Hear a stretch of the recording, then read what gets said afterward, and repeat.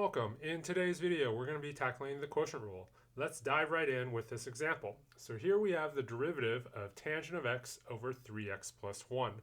Remember, when you're taking the derivative of a fraction like this, or a quotient, you can't just simply take the derivative of the top and the derivative of the bottom and divide those two derivatives. Instead, we have this more complicated quotient rule. So that's the first thing you need to remember, is that the quotient rule is complicated, and that will put you on your toes and you'll be able to use the full quotient rule. The quotient rule starts with the derivative of the top. So I'm just going to write tangent of x prime. I'm not going to take that derivative yet. And then I'm going to multiply by the bottom. We have the same general principle as the product rule, where you take the derivative of one function and you leave the other function alone. Now we're going to subtract, leaving the top alone and taking the derivative of the bottom. And again, I'm using prime notation so you can see where all the pieces are coming from. And then everything is over the bottom squared. All right, once you have that form down, now all we have left is to take these two derivatives with this prime notation. So first we have the derivative of the top, which is the derivative of tangent, which is secant squared. So we have secant squared of x.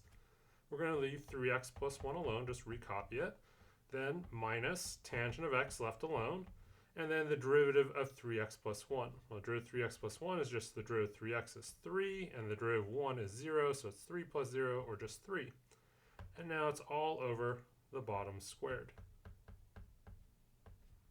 Okay, so there's the quotient rule. Again, it's just the derivative of the top times the bottom minus the top times the derivative of the bottom, all over the bottom squared. So here I have the full quotient rule written out, and I have it written out with the words top and bottom rather than, as you might see it in a textbook, F's and G's, because F's and G's and primes can be really hard to remember which one is the top and the bottom. And I don't use numerator or denominator either because you have to decode what a numerator is or denominator is. So in words, the quotient rule is that the derivative of a top over a bottom of a fraction is the derivative of the top times the bottom minus the top times the derivative of the bottom, all over the bottom squared. Again, we have this general principle of taking the derivative of one function and leaving the other function alone, but it is a little bit more complicated because we have this fraction here as well. And also it's a little bit more complicated because there's this minus. So the order in which you take these derivatives is very important. Now, because the quotient rule is complicated and we have that subtraction in there, which means that the order matters and it's really easy to mess that up, I do have a couple workarounds that can help you out on exams or quizzes. So our main workaround here is the fact that we can use laws of exponents and other facts from algebra or trig to get rid of fractions. So for example, let's say we had the derivative of 1 over x. We definitely would not want to do this with the quotient rule, although you could. Instead, we would want to just take 1 second and rewrite 1 over x as x to the minus 1. And now we can just do a simple power rule. The negative 1 comes down, and we subtract 1 from the power. So negative 1 minus 1 is negative 2. And we end up with negative 1 over x squared. So the only caveat to doing it this way is if the problem specifically says you have to use the quotient rule. Now, if it did it that way and I couldn't remember what the quotient rule was, well, I could use this base problem to figure out if I'm supposed to start with the derivative of the top or the derivative of the bottom. So let's say that I forgot the quotient rule and I was trying to take a derivative and I go, do I start with the derivative of the top or the derivative of the bottom? Well, first I would work it this way and see that the correct answer is negative 1 over x squared. And then I would just try it both ways here. Do I start with the derivative of the top or the derivative of the bottom? Now I'll notice if I start with the derivative of the top times the bottom minus the top times the derivative of the bottom, all over the bottom squared, well, the derivative of 1 is 0. So you end up with 0 minus 1 over here over x squared, or negative 1 over x squared. So in this way, I can do this problem in two different ways, and I can see that the correct way to use the quotient rule is to start with the derivative of the top. If I had started with the derivative of the bottom, you would have got positive 1 over x squared, and I say that's the wrong way to do it. Let's take a look at a couple other examples of working around the quotient rule, because we would want to work around it if we don't have to use it. All right, so here I have three derivatives that are all written as fractions, but I can just remember that mantra to simplify before taking the derivative and get rid of all these fractions. Now, again, the one caveat here is if the exam or test or homework says specifically to use the quotient rule, then you should practice it. But otherwise, if I'm taking the derivative of sine of x over e to the x, I can remember that e to the x can move up to the top simply by changing the sign of that exponent. So I can rewrite this as e to the minus x times sine of x. Now, we still will have a product rule, and in this case, we'll have an extra little chain rule, but the product rule, again, has a plus in between the two terms, so I don't have to worry about which derivative to take first, okay? So the product rule says take the derivative of one function, leave the other function alone, and then add the first function left alone and the derivative of the other function. Again, it's the same general principle of taking the derivative of one function and leaving the other function alone. Now, when I take the derivative of e to a power, that is e to the same power, and then the chain rule says I do need to take the derivative of that power. So the derivative of negative x is negative 1, and I'll put that out in front. So we end up with negative e to the negative x, leave sine of x alone, then leave e to the minus x alone, and then take the derivative of sine of x to end this problem, and we get cosine of x. All right, so overall we get negative e to the minus x sine of x plus e to the minus x cosine of x. And again, I got rid of that quotient, and I still had to do a product, but again, the product has a plus in between, so that is preferable. So let's try this again with the derivative of x cubed over cotangent of x. Here, we have cotangent of x on the bottom, but we can move it to the top for a trig function simply by taking the reciprocal. So instead of taking the derivative of x cubed over cotangent of x, we can rewrite this as x cubed times tangent of x. So again, we use that same basic principle to simplify before taking a derivative, and we get out of the quotient rule into a product rule. Now here it's the same principle. We're going to take the derivative of the first function, leave the other function alone, then add on, leaving the first function alone, and taking the derivative of the second function. Okay. All right, so now all we have left is two little derivatives here. The derivative of x cubed is 3x squared. We leave tangent alone. Then we leave x cubed alone, and we take the derivative of tangent. The derivative of tangent is secant squared of x. So there we have it. We have a total answer of 3x squared tangent of x plus x cubed times secant squared of x. Now we should note in both of these examples, if you use the quotient rule, your answer will look a little bit different, but functionally it is the same if you simplified them. So for our third one, we have the derivative of 9x squared plus 3x plus 5 all over 3x.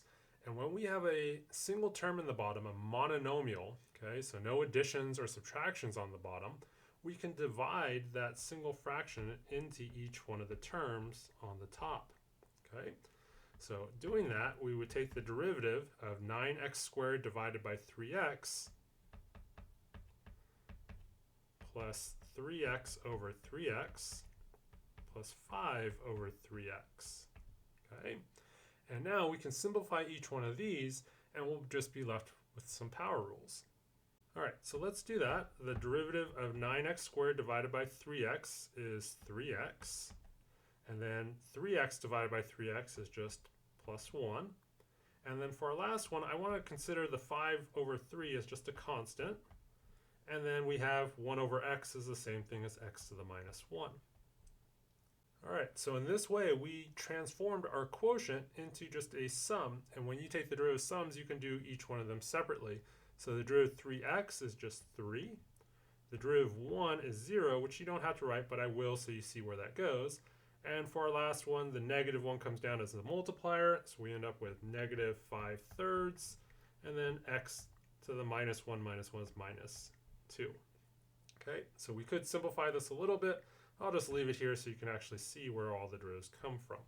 So again, we want to remember this mantra that we want to simplify before taking a derivative. It can make our problems a lot easier.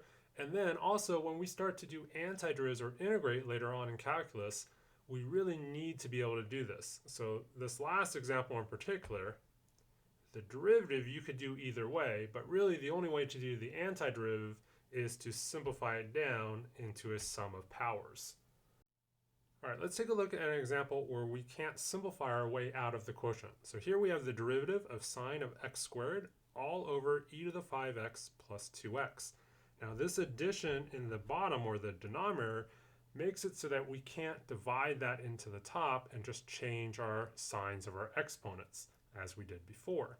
Instead, we'll just use the quotient rule. So again, the quotient rule is the derivative of the top. And again, I'm going to use prime notation here. So the derivative sine of x squared. I'm going to leave my bottom function alone. And then minus the top left alone times the derivative of the bottom all over the bottom squared. So e to the 5x plus 2x all squared. So as you're starting out with the quotient rule, I do recommend that you use this prime notation. It will slow you down. It will also show you where all your little pieces come from. Now the important part is that it slows you down, and now we just need to focus on two derivatives. The derivative sine of x squared and the derivative e to the 5x plus 2x. Now if you just put these as two separate problems on exams, students typically don't struggle on them, but when you throw them inside of a quotient rule, a lot of times students will miss them because they're going so fast and concentrating on the quotient.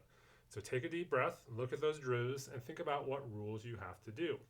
All right, so for our first one, sine of x squared, we have a chain. Sine is sitting on the outside, the derivative sine is cosine.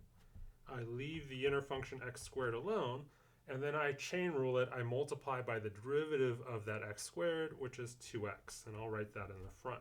All right, for our second derivative on the far right, the derivative e to the 5x, the derivative e to the power is e to the power times the derivative of that power, so times 5, and then plus the derivative 2x, the derivative of constant times x is just the constant, so there's that second derivative. All right, so I did those two derivatives separately because everything else is just copying. So now I just have to copy down e to the 5x plus 2x, and then minus sine of x squared here on the top, and then all over that same bottom, e to the 5x plus 2x all squared. Okay, so when you really break down the quotient rule, it's about knowing the form, okay, taking the derivative of one and leaving the other alone, knowing where that subtraction goes, knowing that form, and then you just have to take two derivatives. All right, so let's move on and take a look at another complicated example. Here we have the derivative of e to the 2x times sine of 5x all over x cubed plus 7x. Now to take this derivative, again, it's a quotient rule. There's no simplifying our way out of it because of the addition in the denominator. Instead, we're just going to write out our quotient rule. So again, it starts with the derivative of the top. So e to the 2x times sine of 5x, all that derivative. Leave the bottom alone, so we're going to multiply by that x cubed plus 7x. Then we're going to subtract, leaving the top alone, e to the 2x, sine of 5x.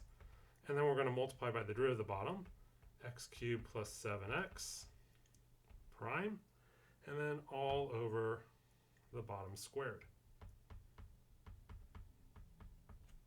So x cubed plus 7x all squared. All right, so again, we get that quotient rule written down, and what it leaves us with is two derivatives. All right, so really what can make a quotient rule complicated is how hard it is to do these two derivatives. So we want to take a deep breath, maybe even cover up the rest of the problem with your hand, and just think of that first derivative, e to the 2x times sine of 5x, and think about what you need to do. Now here, it's a product rule. So I'm going to take the derivative e to the 2x, that's 2e to the 2x. I'm going to leave sine of 5x alone. Then I'm going to add on leaving e to the 2x alone and taking the derivative sine of 5x. Well, the derivative sine is cosine, and again, I put that same input inside of it. And then I multiply by the derivative of the inside. The derivative of 5x is 5. So there's the derivative of my first function. Now I should put this derivative all in just one big bracket. But again, now I'm going to move all the way to the right and take the derivative of my last function. Well, the derivative of x cubed plus 7x is just 3x squared plus 7. And again, I put it in parentheses or a bracket. And there are my two derivatives. All right, well, the rest of this problem is literally just copying the functions that I wasn't taking the derivative of. So x cubed plus 7x gets attached to that first derivative. And then minus e to the 2x sine of 5x gets attached to my back derivative, and then it's all over x cubed plus 7x squared. Okay, and that's it. So again, the hard part of the quotient rule is really remembering the quotient rule itself, that you're taking the derivative of one function, multiplying by not taking the derivative of the other function, knowing which one to start with, and then we slow ourselves down and we take each one of those derivatives separately. Finally, if you need some extra help with any of these rules, such as the product rule or chain rules or power rules, please check out some of my other videos, which I'll link right here. And as always, please take a moment to like this video and subscribe to my channel.